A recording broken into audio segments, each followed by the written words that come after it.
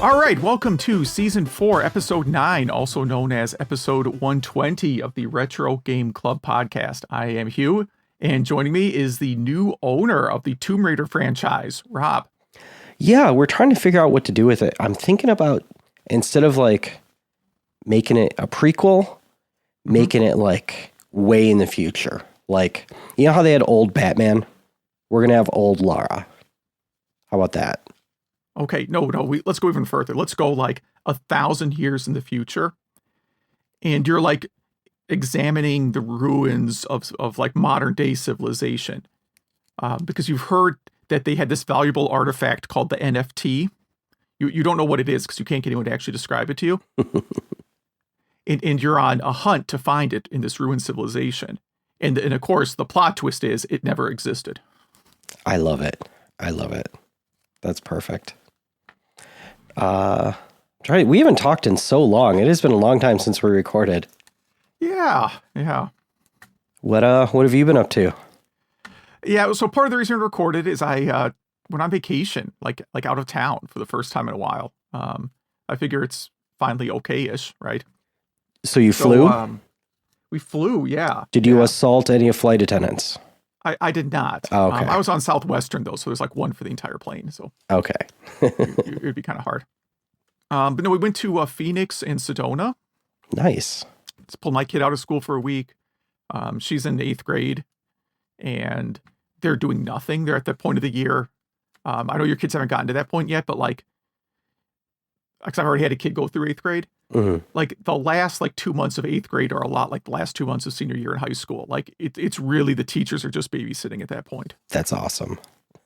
Like you already know all those kids are going to graduate.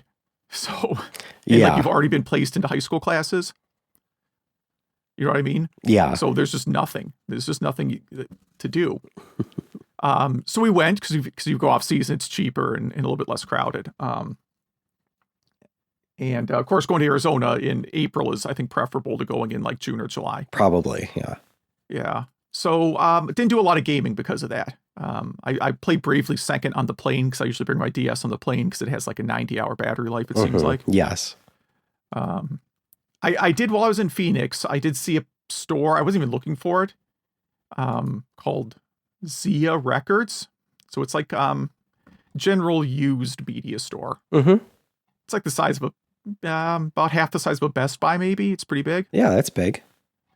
And they had a ton of video games, and they were, arguably a little better than eBay prices, but I have too much stuff, and even though I was flying Southwest, I didn't want to, have an extra bag. Yeah. But the real punchline of my vacation is I was, I don't know if I talked about this on this show, but I've really been on the fence about whether or not I'm going to buy the Steam Deck. Yeah. Because as of right now, there are, I just checked again, 0 games in my library that are supported. So that got me a little skeptical of buying one. But first day on vacation, I get the email from Valve saying, you have 3 days to complete your purchase or you lose it. And I'm like, well, my wife and I both swore we weren't going to bring laptops on the trip. And I don't put anything that can touch my bank accounts on my phone. Mm-hmm. So that's it. So I'm not getting a Steam Deck. That's the punchline of that. Maybe you'll get the 2.0 or the new the Steam Deck New XL. What? Yeah, whatever, Series X or whatever they call it. Who knows? No, I think Steam Deck. I'm going to apply I'm not buying it until I see it on the shelf at Target rule. Huh. And that could happen. It could. I bought a Switch OLED like 2 days ago.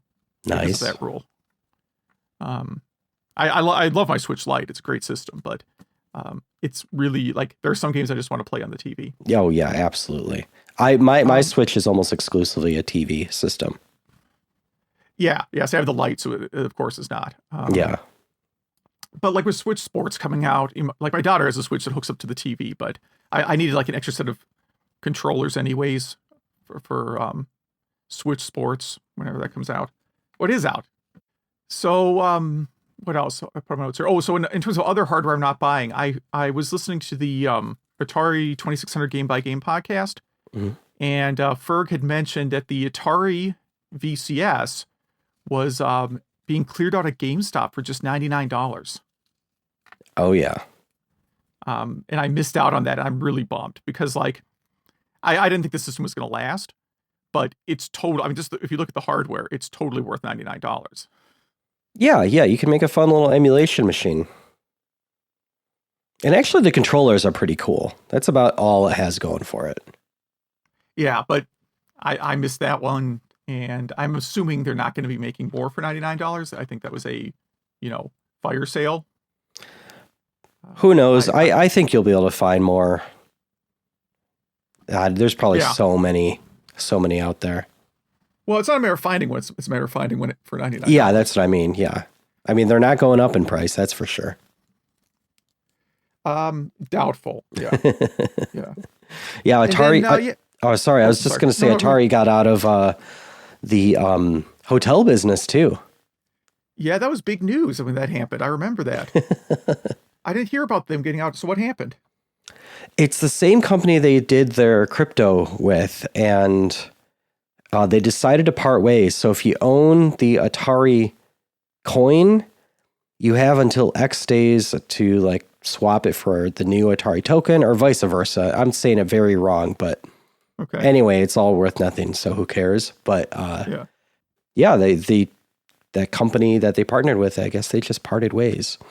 Maybe they realized that Atari wasn't actually Atari. I don't know.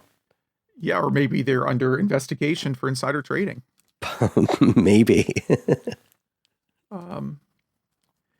Yeah, and then Midwest Gaming Classic was last weekend, and I went. So so far I haven't developed any illnesses from going, so that's a good sign. That means tomorrow I'll wake up and feel awful, I'm sure. But it was a good time, and I'll probably talk about it at various times throughout the next year. Cool. Nice. You, any one thing you saw that sticks out? No, it's kind of hard to say. It was super, super crowded there. Wow. That's a good thing. Yeah. I mean, they basically have the entire Wisconsin Center now. There was like one section where there was like a gymnastics tournament. So occasionally you would bump into like a gymnastics parent who, they're exactly what you would think they're like. Mm-hmm. I bumped into one who was like double fisting Bloody Marys at noon on a Sunday. And I know he was a gymnastics dad because he had like, the I'm a gymnastics dad shirt, hoodie on. Yeah. Like it literally said something like that. Backwards visor hat, all that. I mean, the full look, exactly what you expect. It's the first year without a blizzard in a long time. It was close, man. It was really, really close. Really? It was like 38 degrees and raining every day. Oh, nice. So could have happened. But yeah, I'll talk about that throughout the year. But yeah, I mean, it was just, I can't believe how like large and really, really busy it was there. I mean, it was definitely like the most people I've seen in one place in a long time. Mm-hmm. And, the thing that's really changed about the show over the years is like in the old days, there'd be like a room with arcade games and pinball and stuff. And there'd be like 50 different pinball games or 100 different pinball games, right? Now it's like they have like the same number of pinball games, but it's only like 10 games. Like they have maybe 20 retro pinball games. And then, like 5 copies of Mandalorian and 5 copies of whatever else Stern is producing this year. Mm-hmm. Like Halloween Pinball, which is actually a pretty cool board, and Ultraman Pinball and Avengers Pinball. It's like a lot of like a very huge number of what are clearly sponsored cabinets. Like this is Stern. They're there and they're trying to sell you a pinball cabinet. Yeah. I mean, they're still fun. It's just different. Like, I'm not. It sounds like a complaint. It's not negative. Yeah. Yeah, it's just this is different. Instead of being lots of old pinball games, it's now lots of new pinball games. Mm-hmm. Which I guess the flip side is you are at least trying something new every year, because I pretty much had tried every pinball game they'd ever had there at that point. Mm-hmm. So I guess I'll put a positive spin on it. Yeah. But what have you been up to? Oh man, well, the flu had been going through my kids' school, so it went through our house, and I was relatively unscathed, and then I had to do a trip to Indiana for work, and it also happened to be 2 days after I got my new and first electric car. And I don't know if you've ever looked at electric charger maps. America is fleshed out pretty good with them, except between like Toledo and Indianapolis. There's a pretty scary route there. And so what did you get, like a Rivian or a Tesla or something? the Ford Mustang Mach-E. Oh, wow. So I figured I'm from Detroit. I'd been saving a long time for a Tesla, but I figured Elon is rich enough. He doesn't really need my money. Mm-hmm. So, maybe buy something local and then have it built in Mexico and sent to me. That's why I was asking about the Rivian, because that's the Rivian is sort of effectively local for us, because one of their it's not their only plant, but one of their plants is here in Illinois. It is, I really enjoy it, and I do not drive like a jerk. In fact, I have it in the slowest eco mode. But yeah, that was an interesting experience, but I learned a lot and it was fun. Definitely makes it's not too much different than, like, you have to pull over to gas up your car. This isn't too much difference. Mm-hmm. While in Indianapolis, the flu started to hit me. And so it had hit my wife while I was out too. So she got to take care of 2 sick kids while she was sick. And then I got home and then she was healed and annoyed. But that is why my voice is very hoarse. And he will hear me coughing, but I will edit it out for the listeners. But I'm doing much better now. It's just the lingering stuff. But I was able to, God, it's been like a while since we've talked. I have so many notes here. I tried playing Final Fantasy Explorers on the DS. Have you ever heard or played that one? Yes and no. I've heard of it, but I haven't played it. Okay. I thought it looked cool. I thought it looked like an action RGP, and it is a Monster Hunter game. Mm-hmm. So I was just like, at first I was just like, why don't I like this? And I'm not really into Monster Hunter, so that one's kind of on me for not really getting into. But if you like Monster Hunter games, this was kind of cool. And then I've really been I'm probably 30 hours into Fantasy Life on the 3DS. I think it is fantastic. I am taking my sweet time with it. And yeah, the music's by Nobu, how do you pronounce his last name? Amatsu, what I usually go with. Yes.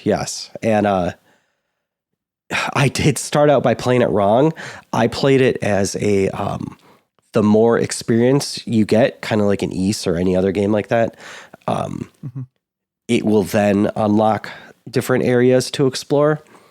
That's only 1/3 of it. There's other side quests that you're forced to do that pushes this. Well, there's side quests you're forced to do, plus there's other quests that push the story along. And so I kind of forgot about those. And then when I got back to them, I was like 2 hitting bosses and literally getting 0 damage from bosses while getting hit. So kind of funny there. But I highly recommend this game. It's actually published by Nintendo. So Fantasy Life, play it. Started playing Avengers on the PS5, but it's for PS4.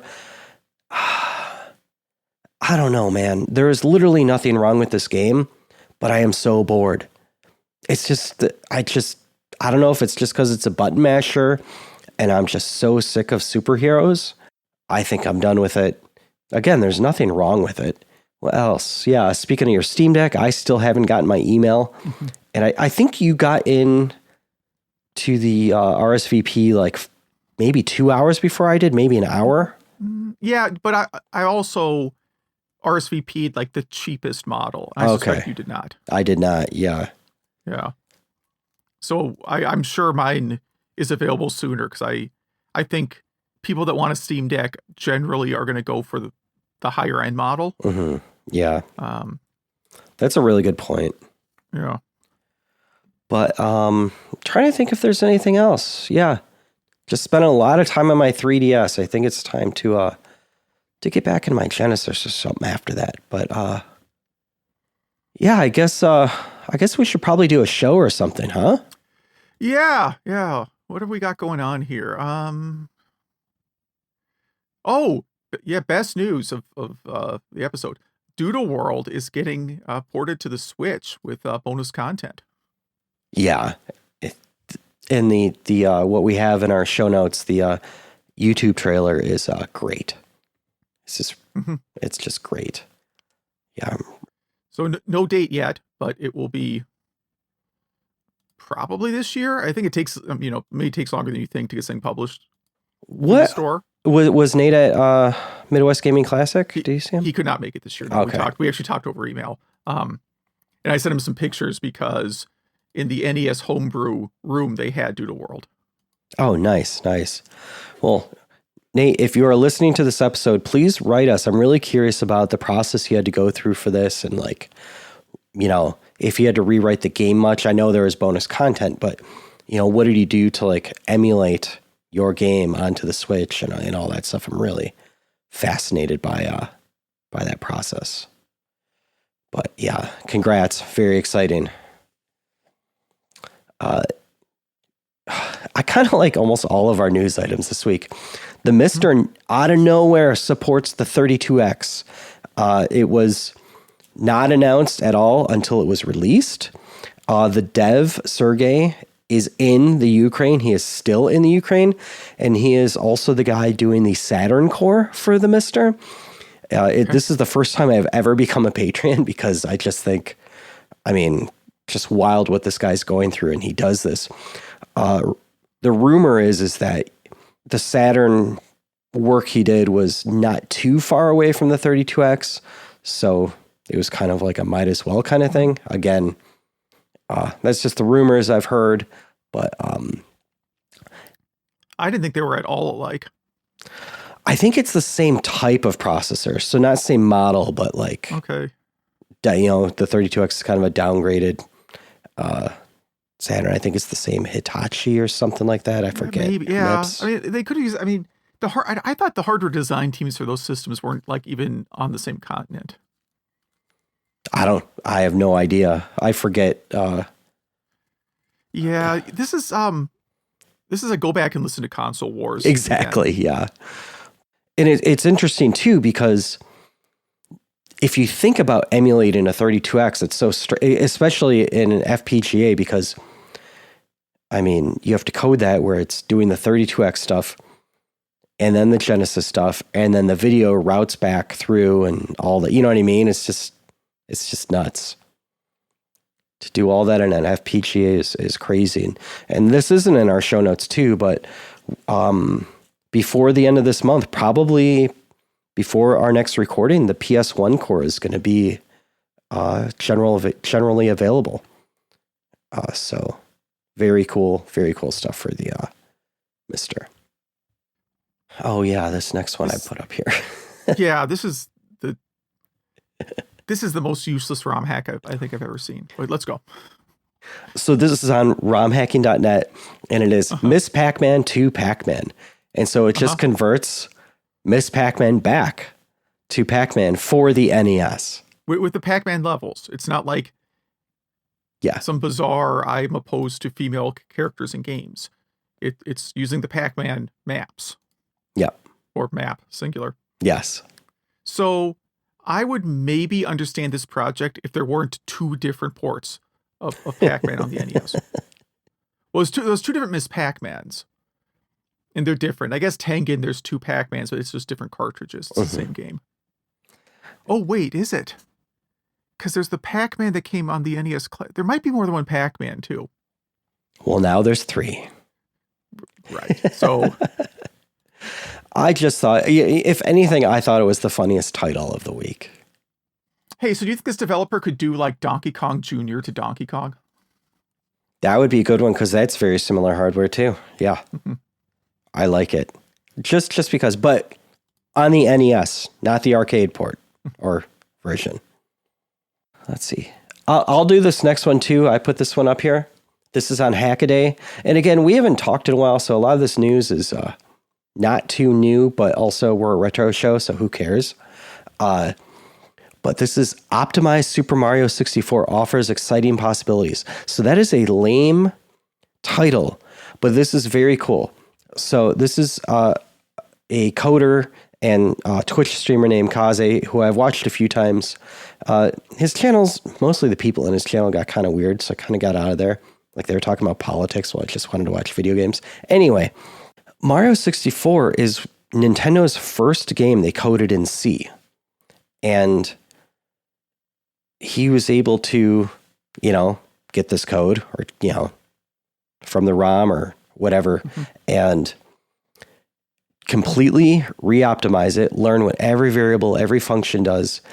And he's able to get like 8 times the performance out of it, including, better use of polygons, different physics, yada, yada, yada.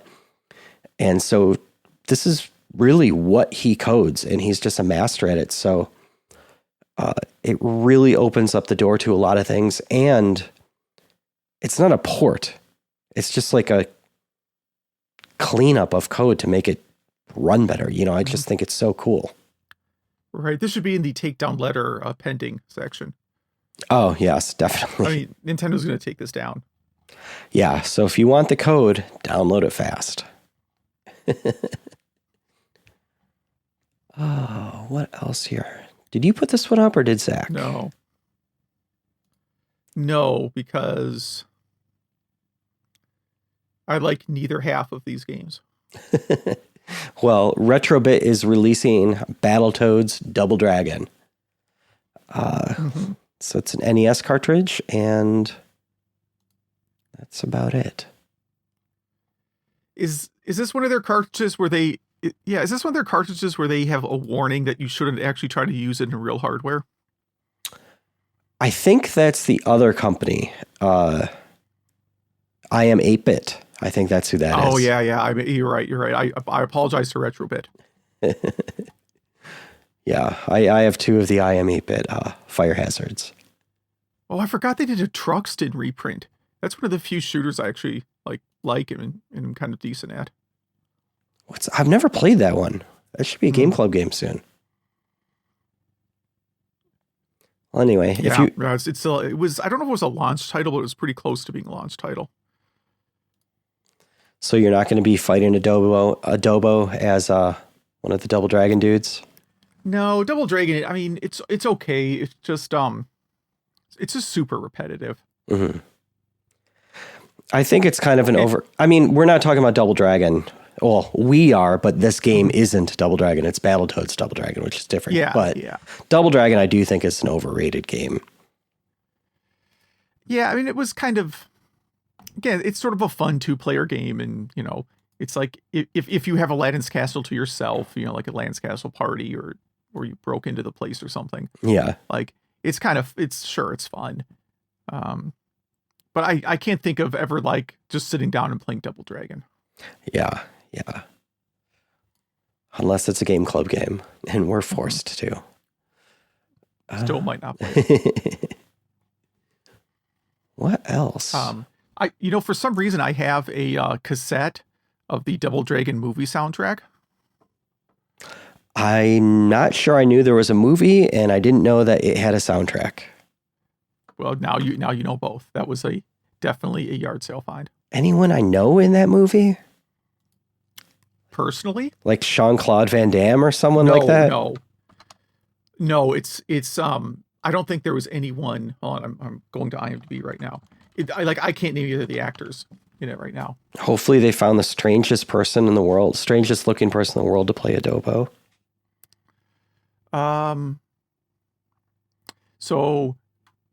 It has Robert Patrick plays the bad guy, but he doesn't really look like Robert Patrick in it. Who's that? Terminator. He's the Terminator T2. Okay, cool. Yeah, Jimmy Lee is played by Mark DeCasco. Okay. And Scott Wolf plays Billy Lee. Okay. I'm looking at the cast. Alyssa Milano has some sort of a role in it. That's cool. I think I saw the movie. I don't remember her. Vanna White as Vanna White. Cool. In the credits. Oh, by the way, one of my friends was on Wheel of Fortune last night. Okay. She, if anyone watched it, she was the blonde that guessed 10 dozen donuts instead of 1 dozen donuts. which is kind of, like, it's 10 dozen donuts. Exactly. That's why, like on Facebook, she's like, oh my God, what did I say?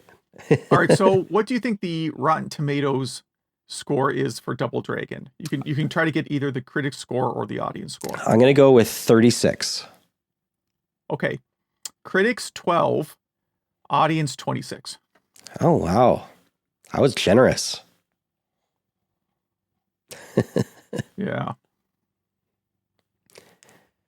Anyway, did you put up this next one? Hold on. I was reading about Double Dragon. Nope. Oh, this must be Zach too. Huh. I think he added all three of the last items here. Nice. Good. We needed more news anyway. Yeah. Well, it looks like there's a very cool video game maps book from NES and Famicom. You have handmade maps. This isn't like screenshots. This is like very artful handmade maps. Yeah. The Map Maker bundle. So that'll be in our show notes for you to check out. 250 maps. And then he included a story about Sonic Origins Remastered, coming out June 23rd, which is great and all.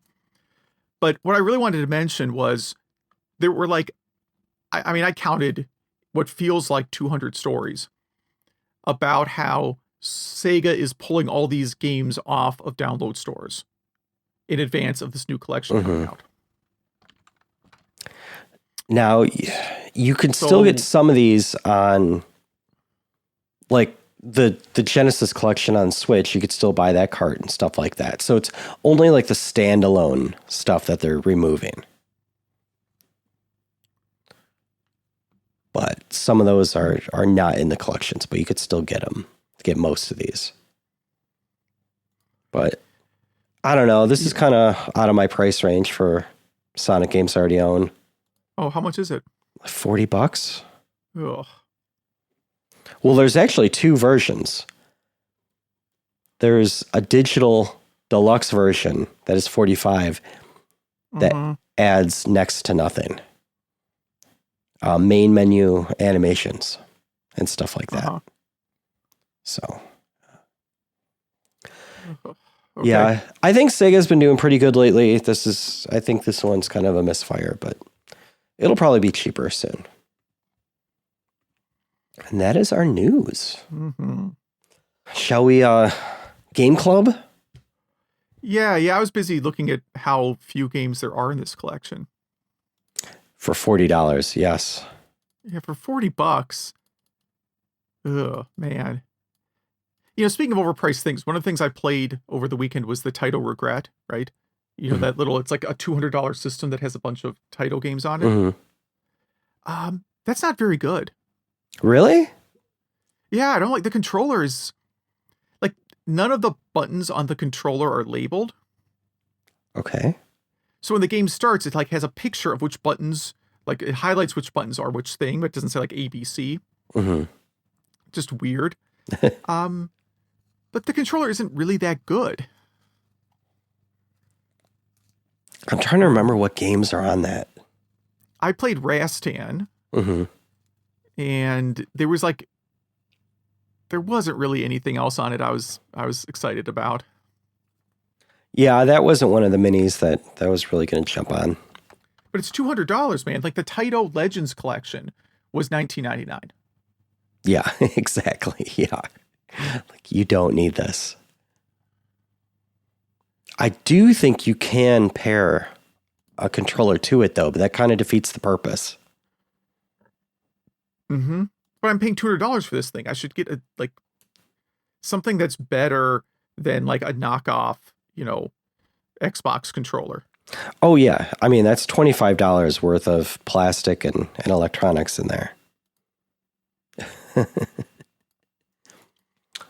But Game Club, should I just do mine? Yeah, let's go. All right, I did The Secret of Monkey Island from October 1990.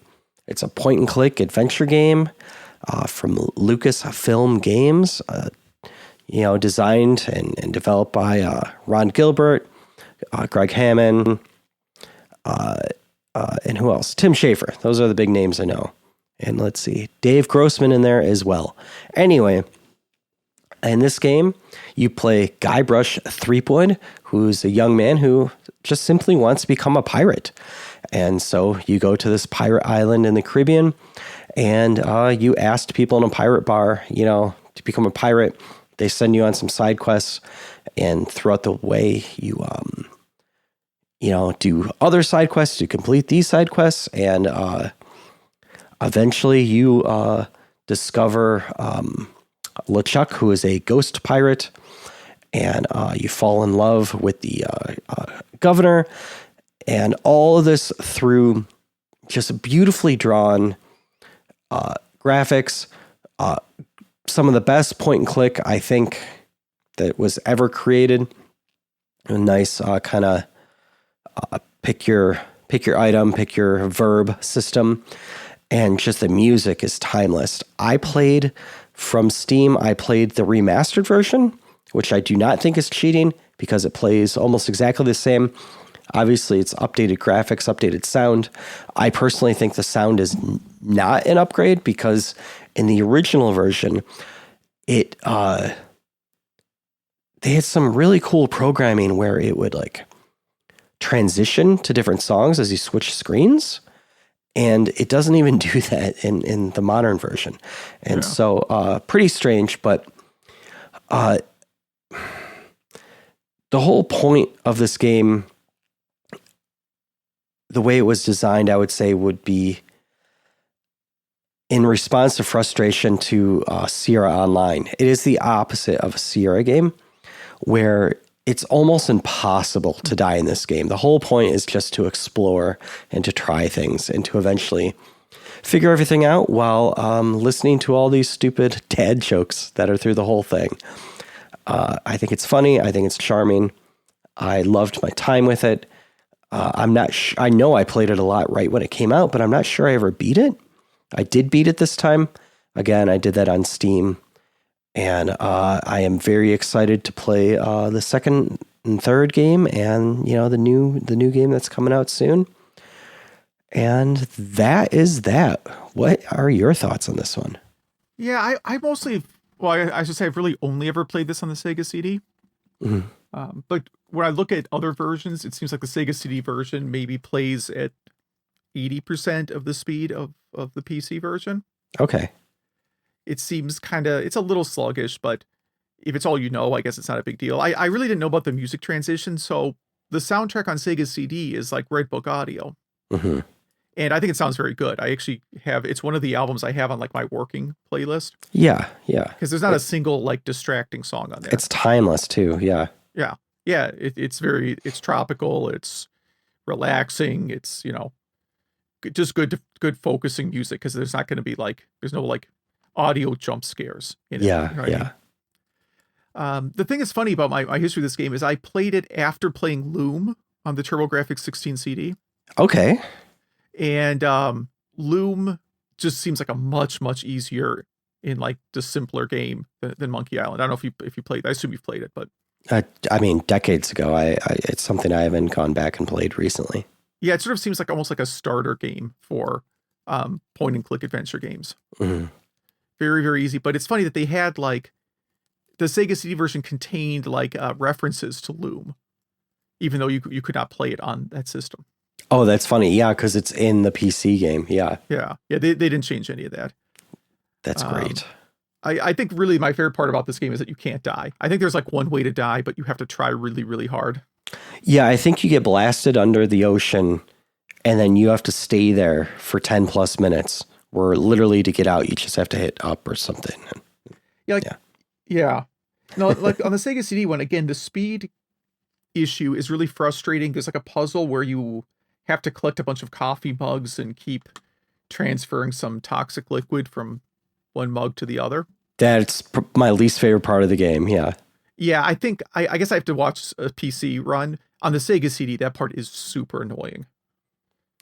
Because just loading all the getting through the UI and even just going through the commands to do that, you might run out of time. Yeah. It was a little bit better with a mouse, but yeah.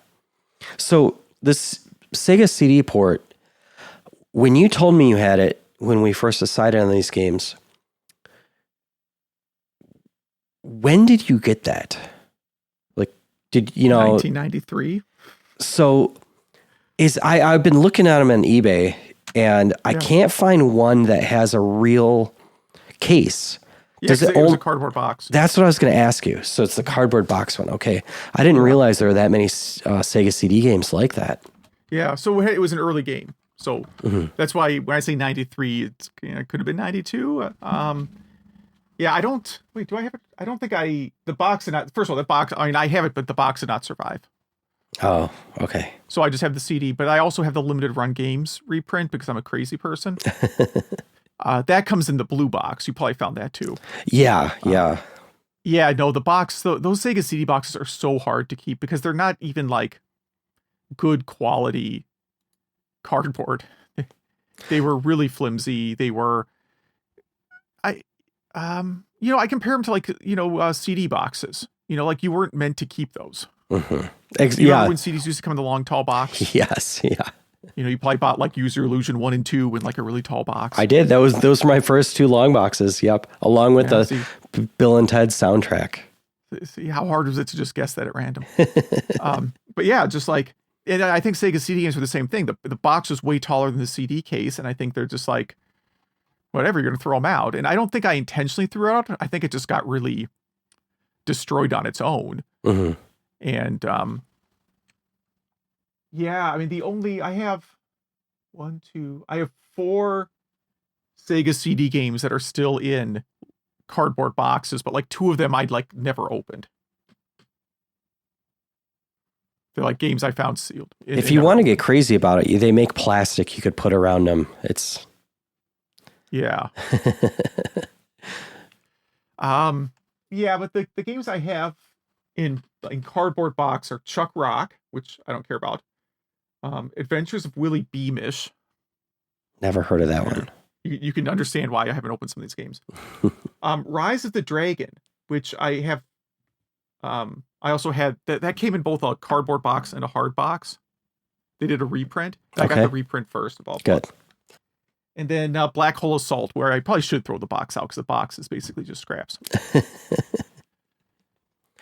But yeah, it's really hard to preserve those boxes.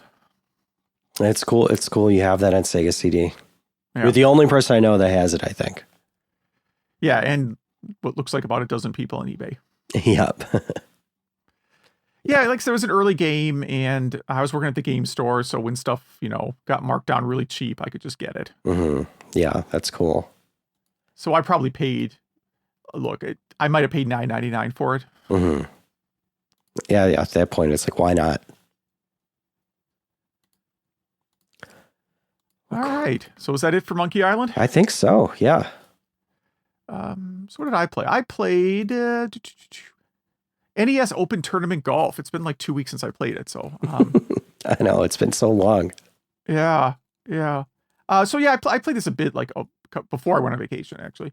I liked it, except I thought the accuracy bar was maybe a little too fast. Like it's got the same golf mechanic where like you have a meter and you hit it once for strength and then again for accuracy. Mm.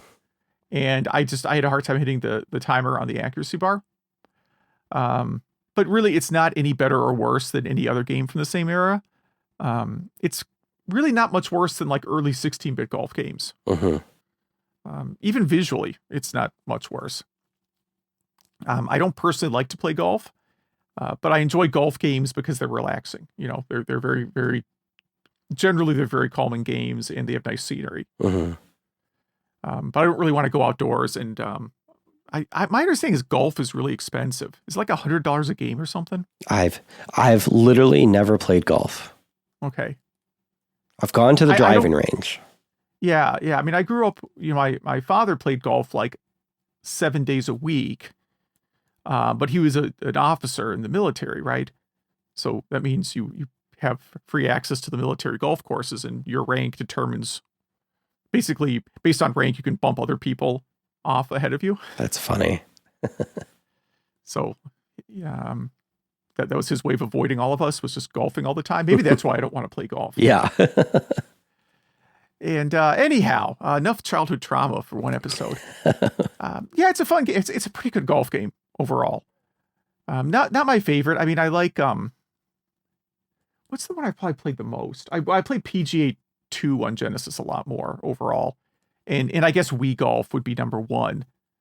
I hear there's going to be a Wii Golf on Wii Sports, but it doesn't exist yet. Oh, interesting. Yeah, I heard, I was listening to Nintendo's podcast, which is kind of a little bit of a snooze fest. I don't know if you ever listened to Nintendo's official podcast.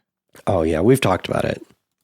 Yeah, it's good for getting information about new games, but not very fast paced. Yeah.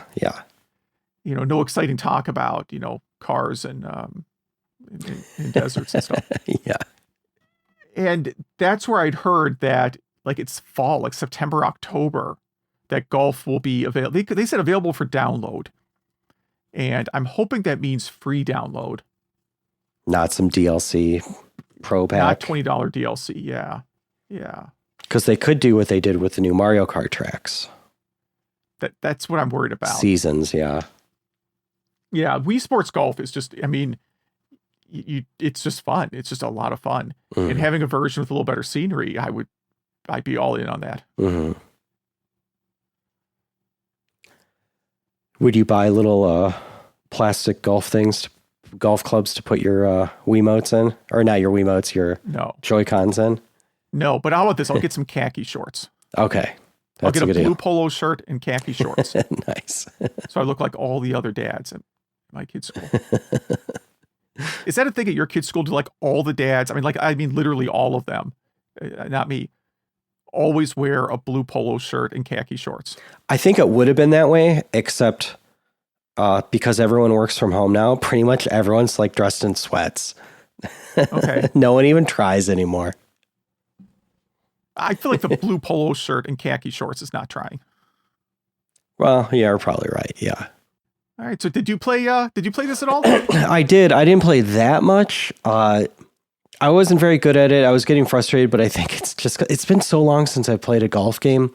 And you're right that the accuracy meter is really quick in this thing. And I don't really like choosing clubs. Like, I feel like, why can't I just get really good at this one club? But, that's not the way it works, right? I know. But I was being stubborn and I was like, okay, I'm done with this one. But yeah, it's, it actually, have you ever played a game called Mean 18? It was for a lot of 8-bit systems back in the day. No, I haven't. Okay. I had it on Atari. I think it was on like Commodore and Amiga. But this actually reminded me a lot of Mean 18. Maybe it's a port. I don't think so. I think Mean 18 was its own thing, but... Okay. Oh, that has a 7800 version, allegedly. Oh, really? Wow. According to Wikipedia. I do have the Apple disc for it, but I do not know if it works. It has not been booted since probably 1988. Looks like Mean 18 on the 7800 is pretty rare. One of our listeners, any of our listeners have that one. You know what? This is kind of waking up a brain cell. I think I have seen a video of it, and I think it runs really slow. Yeah, I bet. I bet it's not a good experience on the 7800. The screenshots look nice, but I can really imagine that this takes like a minute to render each screen. Exactly. Yeah. Looks all right. I mean, Amiga. What's got an Amiga version? That probably looks pretty awesome. Mm-hmm. The Apple II GS is the one I had, and yeah, I mean that system had great sound. Yeah. I mean, it's pretty much a Super Nintendo. So. Yeah, well, maybe I will try another golf game later this year. Something a little bit easier. Well, what are you going to play next? Next, I'm going to stick with the Switch Online. Like we're not sponsored by them. I've just been playing it a lot. And I'm going to play on the Switch Online. It's called Panel de Pon, but it's actually Tetris Attack. In the US, it was called Tetris Attack. The original game is called Panel de Pon, and it was just rebranded as Tetris Attack in the US. but for reasons that only the Japanese version is available today. Strange. Cool. I don't think I've ever played that, so I'm excited to check it out. Yeah. And what are you playing? I will do Altered Beast on the Sega Genesis, only because I've been hearing about it a lot lately. I think because there's been so many Sonic stories that people liked to sound smart and remind them that, Sonic wasn't the first game that came with Genesis. It was Altered Beast. You know what I mean? And so I've just been hearing the name a lot lately, and I figured, okay, time to revisit this one. It's been probably 5 years since I've played it. 4 years. Okay. So, I mean, I've got 20 minutes to spare, right? Yeah. Oh, yeah. It's a very quick playthrough. Yeah. Well, cool. If any of our listeners has any rambling stories like we did in the beginning, is excited for Doodle World, wants to play 32X on their Mister, ports games back to their original games. What else do we have here? If you played Secret of Monkey Island, NES Open Tournament Golf, Altered Beast, or Tetris Attack, please email us. Email at retrogameclub.net. That is email at retrogameclub.net. And we've got one this week. Yeah. Sorry, my kids are being really loud downstairs. Major sent us some feedback. Vectrex in the Wild. I think I mentioned that none of us had ever seen one until it was at retro gaming conventions. He said he had a neighbor in the late 80s that had a Vectrex. That's rare. It's the only time he saw one. But they were also the first people to have a big screen TV. And looking back, he now, as an adult, realizes these were people who were not smart with their money. So they weren't more well off. They just spent more. Yes. Okay. Yes. And I think we've all known, people like that are just have all the newest toys and one day are calling Peter Francis Geraci or someone, whatever you have in your town, to deal with bankruptcy. Backwards compatibility. He sends us some links to an old news article about the Super Nintendo. And it has a parent griping that their new console did not play old games and they would lose their investment in older NES games. I'd like to go back and tell his parent if he just puts those older NES games like under his mattress for 30 years, he will feel very differently about it. I've never really viewed NES games as an investment. I view it like, CDs come out. I'm not like, hey, how come the CD player won't play my Double Dragon cassette? Yeah, exactly. Yeah. And also you still have the NES. You don't have to throw your NES into a river. You don't know. No. No. The only real issue is the power brick. You know what I mean? Because it's hard. Like I was just going through this when I was trying to move a few systems around. Power bricks really make retro gaming difficult. Because then you have like a stack of them behind your console or whatever. Yeah, you're buying luckily nowadays they're easier to get, but you have to buy custom power strips with 8 power brick spaces. Yeah. And that takes up a whole shelf and it weighs 40 pounds. Or a power strip and then extension cables from each outlet from the power strip. Oh, yeah. So I can see why this father wanted to throw his NES in the river. Yeah. But Majors, getting back to his email, said he was never actually concerned himself about being able to play older games because he kept all the systems, as a sane person would do. But he did buy the power-based converter for the Genesis because he bought it during the time when you would get it free if you bought 3 Sega Master System games. Yeah, I remember this promotion, and this might have been how I got my power-based converter. It was some bizarre thing Sega did where it's buy a bunch of Master System games and we'll send you a thing that you can play them on. Yeah, that sounds familiar. I'm wondering if it was really to try and help people who already had a Master System cope with the fact there was a new system. Your investment isn't lost here. But I bet it was the opposite. I bet it was more people who bought a Genesis that wanted to get the top 3 Master System games. Alex Kidd, Phantasy Star, zillion, something like that. Mm-hmm. Yeah, that makes perfect sense. You know, like they did that today. Like if like if the PlayStation 5, it's a horrible analogy for today. But like if the PlayStation 5 came with a coupon for like, you know, buy 3 PlayStation 4 games, get the PlayStation 4 adapter, and I never owned a PlayStation 4, I would probably do that. Yeah, I mean, with my Xbox, I just bought a few original Xbox games just because I heard they were cool and I could play them now, you know? So, not far off. And then his last feedback is about also feeling pain about working at a software store and customers thinking that the cart slot on the Saturn was for Genesis games. Yep, that was a very, very frequent point of confusion. Yeah. I mean, what a missed opportunity. Anyway, sorry. Yeah, I'm beating a dead horse there. You could probably write a Sega Genesis emulator on the Saturn. I don't know if it would be any good. Yeah, you probably could. Yeah, I don't know. The Genesis doesn't really play well in the Dreamcast, so I guess maybe that would be hard. That could have been coding, though. Yeah, bad coding. I don't know. Yeah.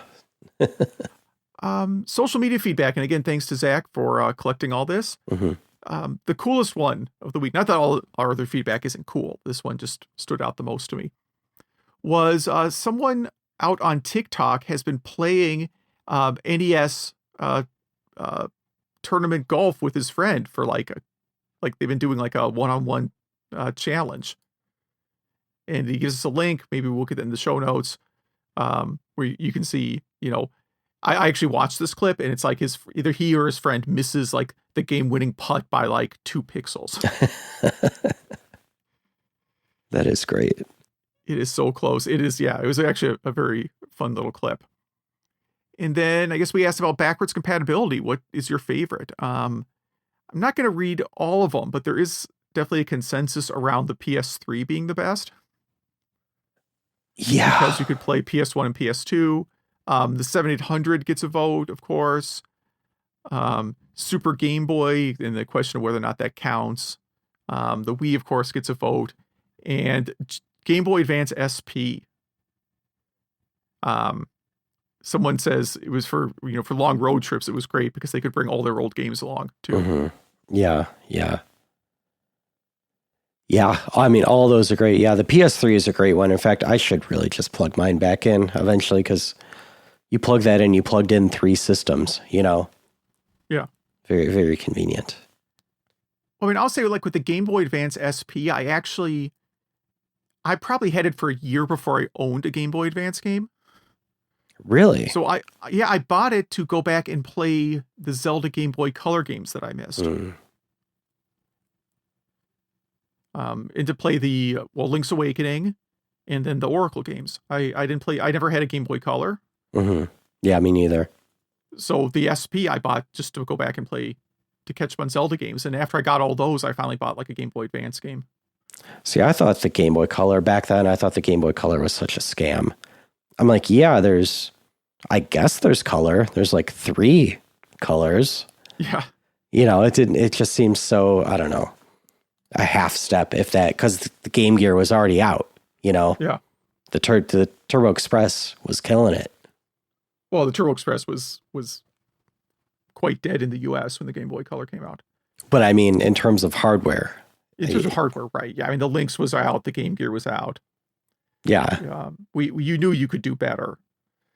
It came out in the part of time when I was like in college full time, and I think I probably just looked at it and said, "Oh, that's a system for kids." Like that's not for me. And then as I really didn't pay attention to it closely, and then when I found out there were like 3 Zelda games on it and that they were pretty good, I decided I had to go get those. Yeah. Our games again are Tetris Attack and what I pick, Altered Beast. And Beast. Email at retrogameclub.net. And thank you, Zach, again. And I don't know, maybe we'll record not 3 weeks apart this time. We'll see. We'll do our best. Yeah, we'll see. I'll talk to you offline about the next couple of weeks. Cool. Yeah, it's got to be nothing bad. Just Busy. Just a long month. Yeah. Yeah. All right. Well, thank you for listening. Yeah. Thank you.